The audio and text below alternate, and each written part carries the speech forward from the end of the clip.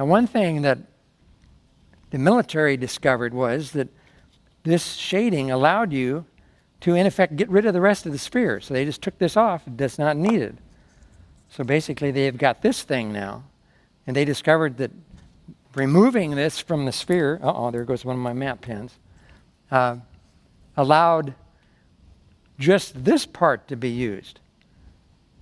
Now, at this point, I had seen this research, and I thought I could apply this magic that I had discovered. There goes another map pen. To allow me to design better loudspeaker horns. But I thought about it, and it didn't seem to be too worthwhile. I couldn't figure out how to apply the theory to horns. So I set that aside. I put these 3 papers in my file drawer, and then actually got them out in the late 90s. And I said, well, why not try building approximations to this with loudspeakers?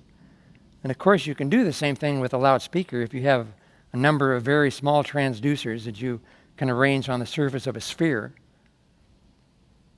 Quite a few of them, I might add. And then you apply this level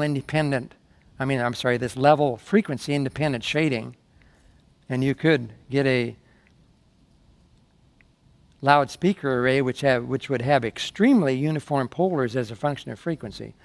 Now, one thing I contributed to the whole thing is I thought, if this seems to work okay for essentially a surface array, I thought, well, why don't we try to apply it to a line array?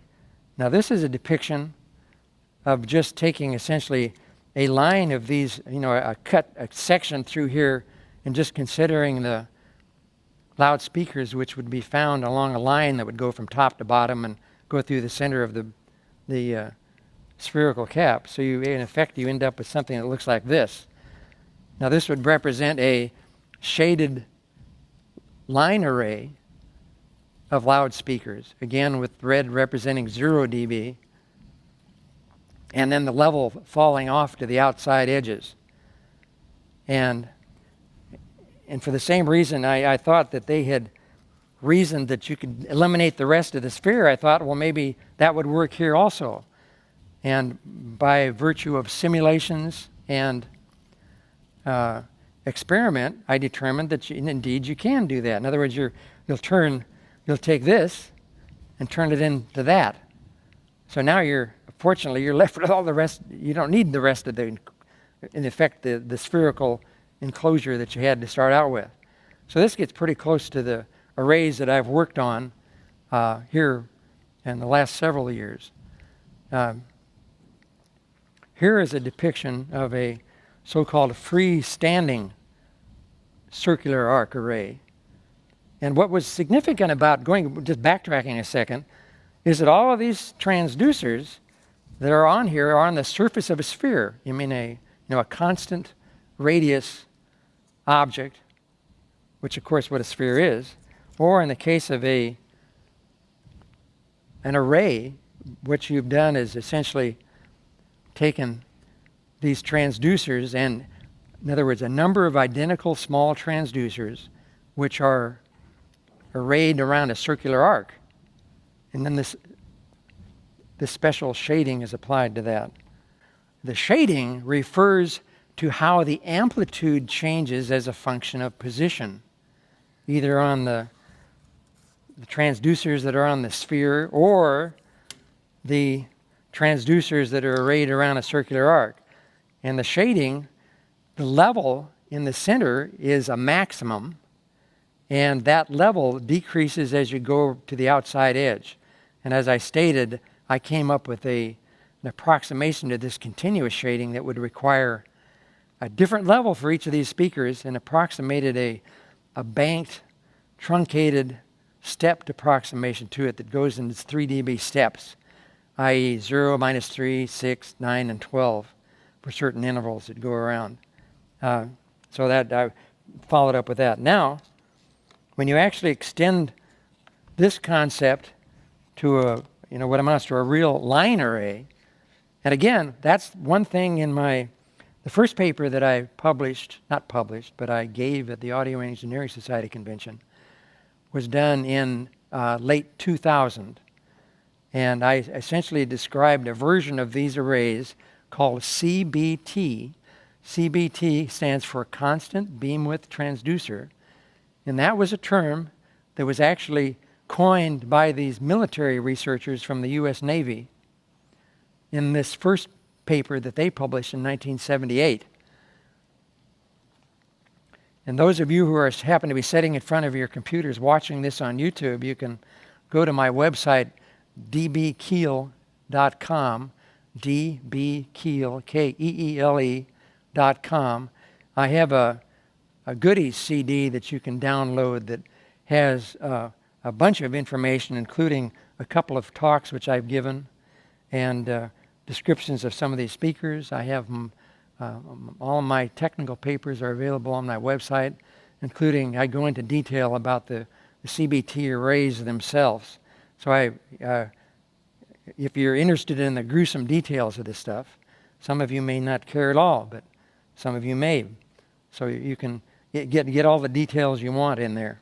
But what I had contributed by going from a spherical-based array to a line array was essentially simplifying the whole thing. Of course, nowadays, line arrays are very popular, both in home use and more so in large arenas, stadiums, churches. Every time you go to a rock and roll concert, you may see these things. Usually some very large, expensive, very powerful loudspeakers arrayed in usually a straight arc with a circular portion of the array down below, and this whole thing is called a J array. This is different than that. So here you've got this, what I call a freestanding CBT speaker, and again, that's constant beamwidth transducer. And the level in the center is a maximum, and it tapers off to the outside edges. And the military researchers found, at least for the spherical cap version of this, that this provides an extremely uniform coverage pattern with frequency. It doesn't change with frequency. It stays the same. And there are certain other relationships based on the size of the array and the angular coverage, very much like the work I had done on loudspeaker horns. There are three parameters which describe these things, and one of which is the angular coverage, the height, and the frequency down to which the beam width is controlled. And of course, these have to be significantly large with respect to wavelength. So if you want your speaker to maintain constant coverage down to, say, maybe 100 hertz or so, it's going to be quite large. And the same thing holds here.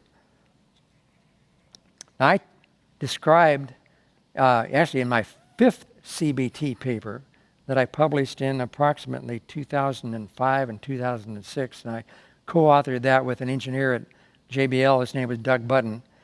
He thought a version of this might be extremely useful. You take the freestanding version and you, in effect, cut it in half and then just place that down on the ground, or, or in other words, a reflective surface, a planar reflective acoustic surface. And the acoustic reflection forms the other part of the array. Now that's very handy because you've either shrunk the size of the array by a factor of 2, or if you make the array the same height as it was originally but not on the ground, it in effect makes an array which is twice as high and hence provides pattern control down to an octave lower. I made a number of prototypes of this system, one of which was a freestanding array, was the first one that's in my AES papers. You can see that. And a second version, which is, well, in fact, all my next versions were ground plane versions.